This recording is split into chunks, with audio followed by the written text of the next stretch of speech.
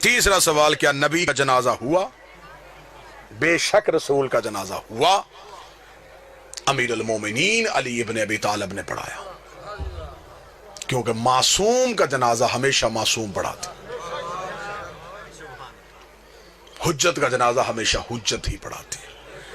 صرف جنازہ نہیں، 3 دن تک رسول کی میت رسول کے حجرے میں پڑی رہی۔ اب یہاں پہ آ کے صرف اس گیپ کو چھپانے کے لیے کہ 3 دن مسلمان کہاں پہ رہے، یہاں پہ آگے بچوں کے سوال رکھ دیا، بیٹا نبیوں کے جنازے نہیں ہوتے، نبیوں کے جنازے نہیں ہوتے، نبی دفن تو ہوتے نا بھائی، دفن تو ہوتے ہیں، تو جنازے میں نہیں تھے، تدفین میں کون کون تھا؟ دکھ لے کے اگر میرا کوئی اہل سنت بھائی ہے، میں نے پوری مجلس کسی کے جذبات کو ٹھیس نہیں پہنچائی، میں منت کر کے کہوں گا اگر یہ لوگ نبی کے جنازے میں نبی کے تکفین میں موجود تھے، پھر میں صحیح بخاری مسلم مشکات ترمذی سے وہ حدیث دکھانے کے لیے تیار ہوں۔ جب ایک بہت بڑے صحابی نے آ کے اپنی بیٹی سے پوچھا تھا، مجھے بتا نبی کو کتنی چادروں کا کفن ملا ہے؟ اگر وہ لوگ تکفین میں موجود تھے، بیٹی سے سوال کیوں کیا گیا؟ 3 دن تک مسلمان غائب رہے سقیفہ بنی سعدہ میں حکومت کی تشکیل دینے میں، لوگ حکومت کی تشکیل دیتے رہے، اور 30 دن کے بعد مولا امیر المومنین گئے، احتجاج تبرسی میں حوالہ، 30 دن مولا امیر المومنین گئے، مولا نے جا کے سقیفہ میں اپنے نیزے کو گاڑا ہے، نیزے کو گاڑ کے مولا نے فرمایا تم نبی کے جنازے پہ کیوں نہیں آئے؟ انہوں نے کہا یا علی ہم حکومت بنا رہے تھے۔ فرمایا کیا کیا تم نے حکومت کا؟ کہنے لگا اسے وزیر بنا دیا ہے، اسے امیر بنا دیا ہے۔ امیر المومنین کا خطبہ ہے تاریخ کا، امیر المومنین نے کہا اچھا تم نے علی کے فیصلے کو ترجیح نہیں دی؟ انہوں نے کہا یا علی یہاں اجماع امت زیادہ تھا۔ علی نے کہا جتنا بھی زیادہ تھا کیا تم میں کوئی کعبے میں آیا تھا؟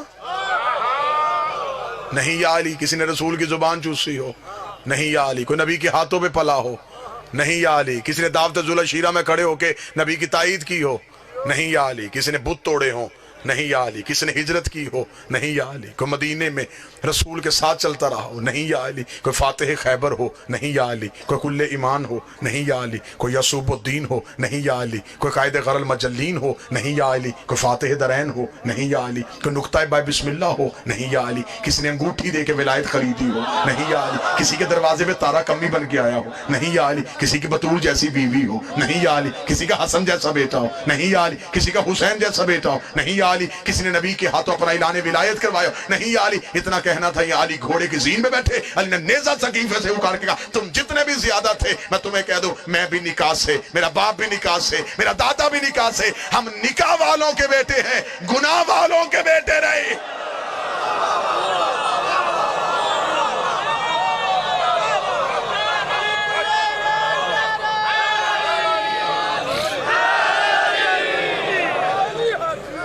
آپ جس کی چاہیں ہم عزت کرنے کے تیار ہیں، دکھ ہے، تکلیف ہے، پڑھا لکھا دور ہے، مجھے تکلیف ہوتی ہے، بندے کہتے جی شیعہ فلاں کی عزت نہیں کرتے، فلاں کی عزت نہیں کرتے، بھرے مجمع میں چیلنج کر رہا ہوں، ابھی اسی وقت چیلنج کر رہا ہوں، یہ نہیں کہ میں جب کبھی دوبارہ ہوں، نہ ابھی سودا نقد کر لیتے۔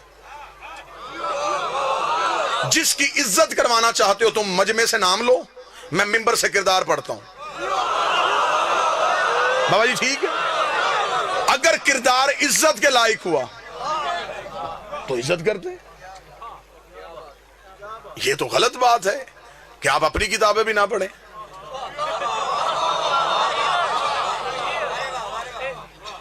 ہمارے اوپر دوہری ذمہ داری، ہم اپنی بھی پڑھیں پھر آپ کی پڑھیں، پھر ان میں سے چیزیں نکال کے آپ کو دکھائیں۔ میری جان اپنی کتابیں تو پڑھو، معیار کیا ہے؟ دیکھیں قطن یار ہم شیعہ اتنی محبت کرنے والے لوگ ہیں، جو گھوڑا نبی کے بیٹے سے وفا کر گیا ہم آج تک اس کی شبیہ بنا کے چوم رہے، کیا یہ محبت کی علامت نہیں؟ تو یہ ہو سکتا ہے کہ کوئی بندہ نبی کی اولاد کے کام آیا ہو، ہم اسے نفرت کر کے ہم نے جہنم میں جانا ہے؟ جی ہم صحابہ کی عزت نہیں کرتے، میرے اہل سنت دوست بھائی بیٹھے ہوئے ہیں، کون کہتا ہم صحابہ کی عزت نہیں کرتے؟ حضرت بلال کی عزت نہیں کرتے، ہم حضرت سلمان کی عزت نہیں کرتے، ہم عمار کی بات نہیں کرتے، ہم حذیفہ کا ذکر نہیں کرتے، کیا یہ صحابی نہیں؟ پھر ہم اعتراض کرتے کہ آپ ان صحابیوں کی بات کیوں نہیں کرتے؟ اب مجبوری پتہ ہے کیونکہ ان کی ہر بات میں علی کی بات ہے۔ معیار کیا ہے صحابیت کا؟ معیار کیا ہے؟ نبی کے پاس بیٹھنا صحابیت ہے. پھر اگر نبی کے پاس بیٹھنا صحابیت ہے تو پھر تو ابو لہب بھی بیٹھتا تھا. میں باتیں تلخ تو نہیں کر رہا. آپ ہمیں بتائیں کہ صحابیت کا معیار کیا ہے. مجھے بتائیں، میری سمجھ میں نہیں آتا کہ مدینے سے نکلنے والا بھی صحابی، نکالنے والا بھی صحابی، قتل کرنے والا بھی صحابی، قتل ہونے والا بھی صحابی. معیار صحابیت کیا ہے؟ طے کر لیتے ہیں، قانون بنا لیتے ہیں. شیعہ سنی جھگڑے دیہاتوں سے ختم ہوتے ہوتے شہروں تک چلے جائیں گے.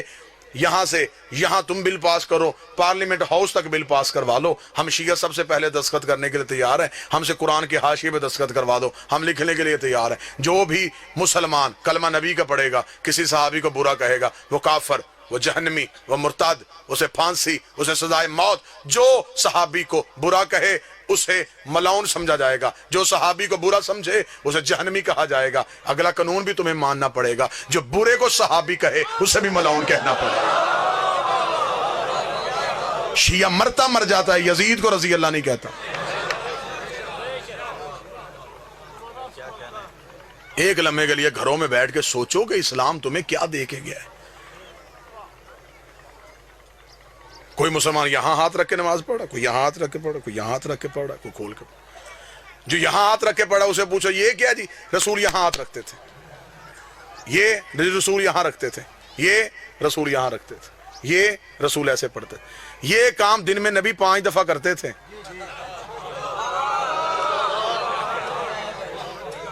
اور امت ابھی تک یہ طے نہیں کر سکی کیسے کرتے تھے. غدیر تو ایک دن آیا تھا،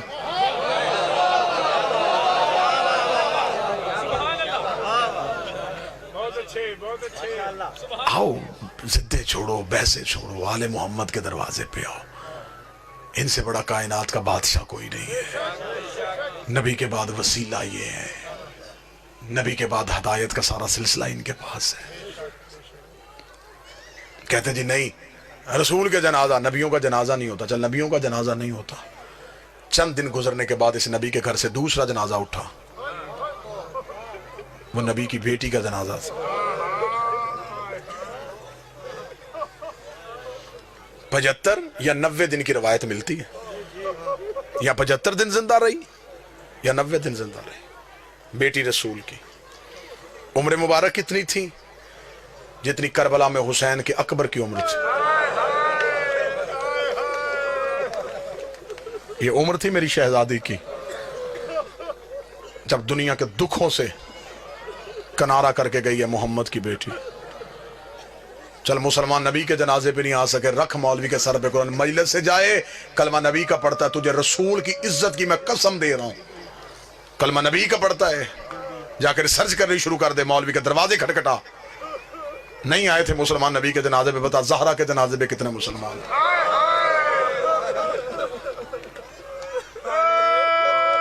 آدھی رات کو دفنا کیا ہے علی بطول کو.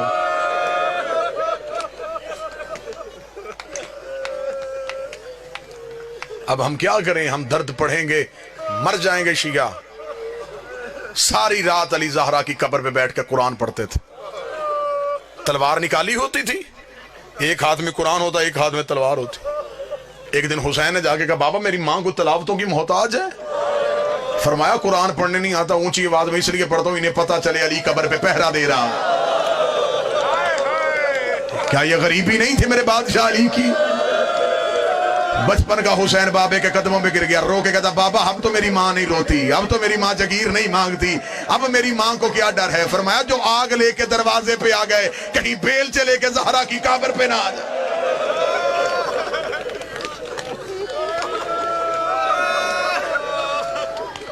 رکھ مولوی کے سر پہ قرآن. تھوڑے عرصے بعد اس نبی کے گھر سے تیسرا جنازہ اٹھا، وہ نبی کے بیٹے کا جنازہ تھا. وہ نبی کے بیٹے کا جنازہ تھا. مجھے سر پہ قرآن رکھ کے بتا کبھی کوئی جنازہ گھر سے نکل کے پھر گھر آئے؟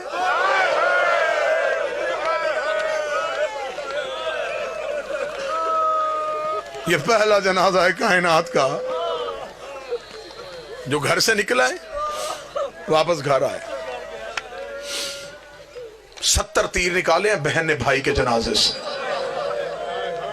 میں نے پڑھ دیا، آپ نے سن لیا. 70 تیر نکالے ہیں زینب نے حسن کے جنازے سے. بسم اللہ. واجب الاحترام قابل صد احترام خطیب عالم اسلام سرکار علامہ قبلہ علی ناصر الحسینی صاحب تشریف لے آئے. بس یہیں پہ 2 جملے پڑھوں گا، بس یہیں پہ جو بندہ ہے میں مصاحب چھوڑوں تو پھر جو آگے آنا چاہے وہ آگے آ جائے. 70 تیر نکالے ہیں زینب نے حسن کے جنازے سے.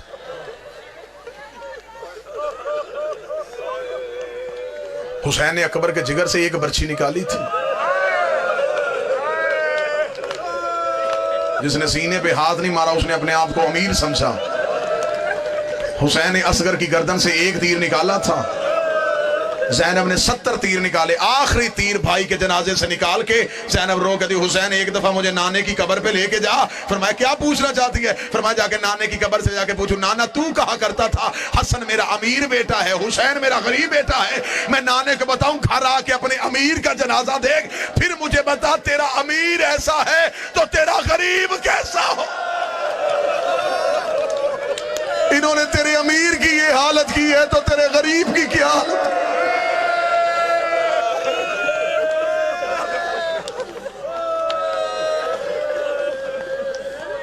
4 جنازے میں نے پڑھ دیے. سر پہ قرآن رکھ کے بتا 5واں تو امت نے اٹھانے نہیں دیا. 3 دن نہ کفن،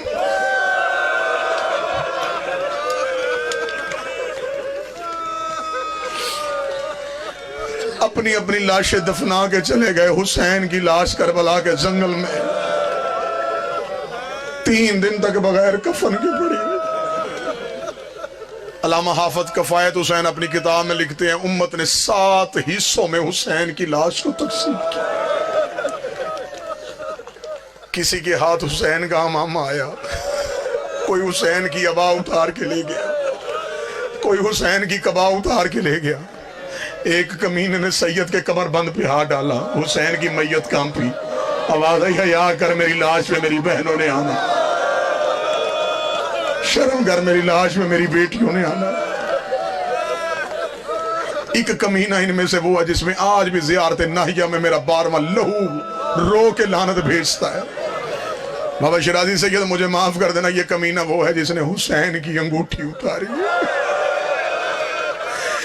آج بھی میرا 12واں پردے پہ لعنت کرتا ہے. کوئی نرم دل شیعہ بیٹھا مجھے معاف کر دینا، اس ملاؤں نے حسین کی انگوٹھی اتاری ہے. یہ خود کہتا ہے کہ جب میں حسین کی لاش پہ پہنچا کوئی حسین کا امامہ لے گیا تھا، کوئی حسین کی عبا لے گیا تھا، کوئی حسین کی قبا لے گیا تھا. اس نے کہا میری نظر پڑی حسین کے ہاتھ پہ، حسین کے ہاتھ پہ انگوٹھی تھی. میں نے سوچا مدینے کا شہزادہ ہے، انگوٹھی اس کی قیمتی ہوگی.